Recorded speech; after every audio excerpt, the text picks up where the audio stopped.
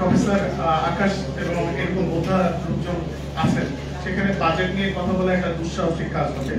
আমি বাজেট নিয়ে একটু বেশি কথা বলবো না, শুধু আপনাদেরকে দু একটা বিষয়ে কথা বলবো এবং দু একটা প্রশ্নের উত্তর আমি দেওয়ার চেষ্টা করবো ইনশাআল্লাহ। আপনারা জানেন যে যতগুলো সামাজিক নিরাপত্তা কর্মসূচি রয়েছে তার অধিকাংশগুলো বাস্তবায়ন করে থাকে সমাজ কল্যাণ মন্ত্রণালয়, এবং সমাজ কল্যাণ মন্ত্রণালয়ের অধীনে যে সমস্ত অধিদপ্তরগুলো রয়েছে তারা এই কাজটা করে থাকে। অন্যতম হচ্ছে সমাজসেবা অধিদপ্তর। তারা যারা পিছিয়ে পড়া জনগোষ্ঠী, যারা সুবিধা বঞ্চিত, যারা প্রান্তে অবস্থান করে, অধিকার বঞ্চিত, যারা সুযোগ সুবিধা পাচ্ছেন না, তাদেরকে নিয়ে মূলত আমরা কাজ করে থাকি। সমাজসেবা অধিদপ্তর মূলত গরিবের অধিদপ্তর হিসেবে বেশি পরিচিত। আমরা এখানে 54টি প্রাতিষ্ঠানিক কার্যক্রম পরিচালনা করে থাকি, এবং আপনাদের অবগতির জন্য জানাচ্ছি যে আমরা 12,500 কোটি টাকা বিভিন্ন রকম ভাতা এবং সামাজিক বেষ্টনী আমরা এই বাজেট ব্যয় করে থাকি, এবং আমার সরাসরি উপকারভোগীর সংখ্যা হচ্ছে 2 কোটি। আমি সামাজিক নিরাপত্তা কর্মসূচির মধ্যে সীমাবদ্ধ থাকবো, আমি অন্যান্য কর্মসূচি খুব একটা বেশি বলবো না। আপনারা কম বেশি সবাই জানেন যে আমরা মূলত বয়স্ক ভাতা 11টি আমরা সামাজিক নিরাপত্তা কর্মসূচি পরিচালনা করে থাকি। এটা হচ্ছে বয়স্ক ভাতা, আর এটা হচ্ছে বিধবা স্বামী গৃহীতা মহিলা ভাতা, প্রতিবন্ধী ভাতা, প্রতিবন্ধী শিক্ষার্থীদের জন্য শিক্ষা উপবৃত্তি, হিজড়া জনগোষ্ঠীর জীবনমান উন্নয়ন কর্মসূচি, বেদে জনগোষ্ঠীর জীবনমান উন্নয়ন কর্মসূচি, অনগ্রসর জনগোষ্ঠীর জীবনমান উন্নয়ন কর্মসূচি। আমরা প্রতিবন্ধিতা শনাক্ত করে থাকি। আপনাদের অবগতির জন্য জানাচ্ছি যে আমাদের ডেটাবেস আছে যেখানে 36 লক্ষ, আজকের পর্যন্ত 36 লক্ষ রাউন্ড ফিগার বললাম, প্রতিবন্ধী আমাদের এই ডেটাবেসের অন্তর্ভুক্ত রয়েছে। আমরা 6টি রোগের ক্ষেত্রে এককালীন 50,000 টাকা করে দিয়ে থাকি। রোগগুলোর নাম আপনারা জানেন যে ক্যান্সার, কিডনি, লিভার সিরোসিস, স্ট্রোকে যারা প্যারালাইজড হয়ে গেছে, জন্মগত হৃদরোগ যাদের রয়েছে এবং থ্যালাসেমিয়া যাদের রয়েছে, এরকম 6টা রোগের ক্ষেত্রে আমরা এককালীন 50,000 টাকা করে দিয়ে থাকি। আমরা ভিক্ষাবৃত্তিতে যারা নিয়োজিত রয়েছে তাদের বিকল্প কর্মসংস্থানের আমাদের কর্মসূচি রয়েছে। চা শ্রমিক যারা রয়েছেন তাদের জীবনমান উন্নয়নের জন্য আমাদের কর্মসূচি রয়েছে। মূলত এই 11টা কর্মসূচি আমরা সামাজিক নিরাপত্তা কর্মসূচির আওতায় আমরা বাস্তবায়ন করে থাকি। আমাদের 2024-25 অর্থাৎ যে চলমান অর্থ বছর অলমোস্ট শেষ প্রান্তে আমরা আমাদের যে এমআইএস এন্ট্রি আছে সেই এন্ট্রিতে 1,22,81,539 জন উপকারভোগীকে আমরা G2P পদ্ধতিতে, গভর্নমেন্ট টু পার্সন, এই G2P পদ্ধতিতে আমরা ইএফটির মাধ্যমে এই ভাতাগুলো প্রদান করে থাকি। আমাদের আরেকটি দারিদ্র বিমোচন কর্মসূচি রয়েছে 4টি। এটি হচ্ছে আপনারা জানেন, এক নম্বর এটা অ্যাব্রিভিয়েশনে বেশি পরিচিত, আরএমসি বলে, পল্লী মাতৃকেন্দ্র, পল্লী সমাজসেবা আরএসএস নামে পরিচিত, সহ সমাজসেবা ইউসিডি, এবং দগ্ধ প্রতিবন্ধী ব্যক্তিদের পুনর্বাসন। এই 4টি আমরা দারিদ্র বিমোচন কর্মসূচির আওতায় আমাদের বিভিন্ন রকম আয়োজন রয়েছে। আমরা সমবায় ভিত্তিতে এবং গ্রামে অভিন্ন তহবিল গঠন, তারপরে বিভিন্ন সঞ্চয়ের মাধ্যমে গ্রাম ভিত্তিক তহবিল গঠন এবং ব্যক্তি সমষ্টিক উন্নয়নের মাধ্যমে এই কার্যক্রমটা পরিচালনা করে থাকে। এখান থেকে 5% সার্ভিস চার্জ আদায় করা হয়, এবং এটা ঋণ সীমা হচ্ছে 50,000। যারা দরিদ্র জনগোষ্ঠী তাদের জন্য মূলত এই কর্মকাণ্ডটা পরিচালিত হয়। এখন পর্যন্ত আমরা 963,73,00,000, এটা ঘূর্ণায়মান তহবিল বলে, রিভলভিং ফান্ড, এবং উপকারভোগীর সংখ্যা এখন পর্যন্ত আমাদের 52,08,000। আর আমাদের এছাড়াও দারিদ্র বিমোচন কর্মসূচি এবং সামাজিক নিরাপত্তার আওতায় আমরা 29টি প্রকল্প বাস্তবায়ন করছি। এগুলো আমি আমার দপ্তরের তথ্য দিলাম।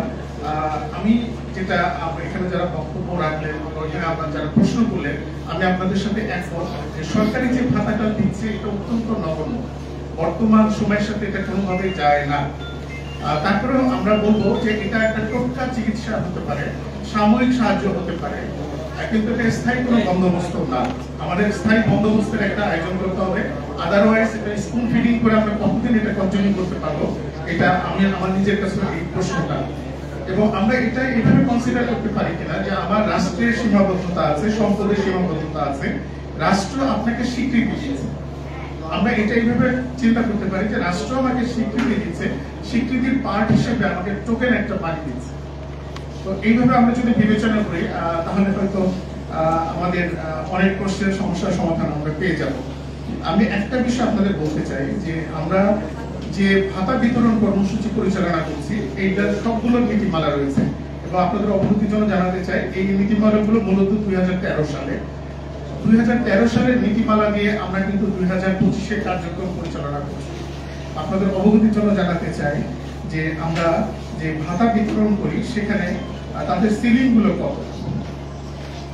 একটা বলি, সেটা হচ্ছে যারা বয়স্ক ভাতা পান তাদের যিনি আবেদন করবেন তিনি অথবা তার অভিভাবকের বার্ষিক গড় আয় 10,000 টাকা। অনেক টাকা, তাই না? বার্ষিক গড় আয় 10,000 টাকা। বিধবা ভাতার ক্ষেত্রে 12,000 টাকা। এটা একটা সংশোধন হয়েছে 2024 সালে। সংশোধনী নীতিমালা অনুযায়ী এখন এটা আমরা 15,000 টাকা দিচ্ছি। আর প্রতিবন্ধী ভাতা এবং প্রতিবন্ধী শিক্ষা উপবৃত্তির ক্ষেত্রে গার্জিয়ানের বার্ষিক আয় আমরা 34,000 টাকা। এখন আপনি একজন বয়স্ক ভাতা যার বার্ষিক গড় আয় 10,000 টাকা, এটা যদি আপনি 12 দিয়ে ভাগ দেন তাহলে কি আসে বলেন? কি আসে? আপনার এই নীতিমালাটা 13 সালে এবং নীতিমালাটা তৈরি করা হয় 11 সালে। অর্থাৎ সরকারের গতি আপনারা জানেন যে কোনো একটা নীতিমালা তৈরি করা, সেটা বাস্তবায়ন করা, ইমপ্লিমেন্টেশনে যেতেও আরো 2 বছর লেগে গেল। অর্থাৎ মূলত এটা 2011 সালের নীতিমালা, বাস্তবায়নে এক্সিকিউশন হচ্ছে 13 দিন। তাহলে আমরা এই নীতিমালা নিয়ে কাজ করছি। আর আমি এটা বলবো যে আমি এখানে 6 মাস হলো দায়িত্ব গ্রহণ করেছি। আমি বলবো যে আমরা যে ভাতা বিতরণ কর্মসূচি এটা বিগত সরকারের ধারাবাহিকতায় আমরা রক্ষা করেছি। অল্প বিস্তর আমরা স্বচ্ছতার আর সক্ষম হয়েছি, জবাবদিহিতার আওতায় আনতে পেরেছি। আপনাদের অবগতির জন্য জানাচ্ছি যে এই ভাতা বিতরণ কর্মসূচি বিগত সরকার যারা পলিটিক্যাল মাস্টার মাইন্ড ছিলেন এবং মাঠ পর্যায়ে যারা গডফাদার ছিলেন মূলত তারাই এই লিস্টগুলো করেছে। আমরা যখন দায়িত্ব গ্রহণ করলাম রাতারাতি এগুলো পরিবর্তন আমরা করতে পারিনি। আমরা যে কাজটি করলাম, দেখলাম যে ভাতা বিতরণের মোবাইল ব্যাংকিং বা এজেন্টের মাধ্যমে যে ভাতা বিতরণ করা হয় তার মধ্যে নগদ একটা প্রতিষ্ঠান আছে, তাদেরকে 70% দায়িত্ব দেওয়া হয়েছিল। একটি প্রতিষ্ঠানকে ভাতা বিতরণের জন্য সরকারি তরফ থেকে 70% তাদেরকে দেওয়া হয়েছিল, তারা এই ভাতাটা বিতরণ করবে।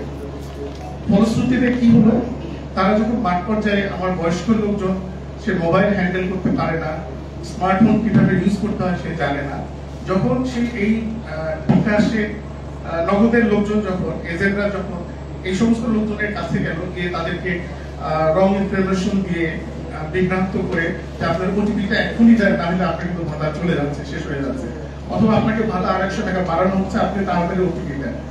এইভাবে 70% তারা নিল, তাদের এজেন্টের মাধ্যমে আবার টাকাগুলো আত্মসাৎ করলো।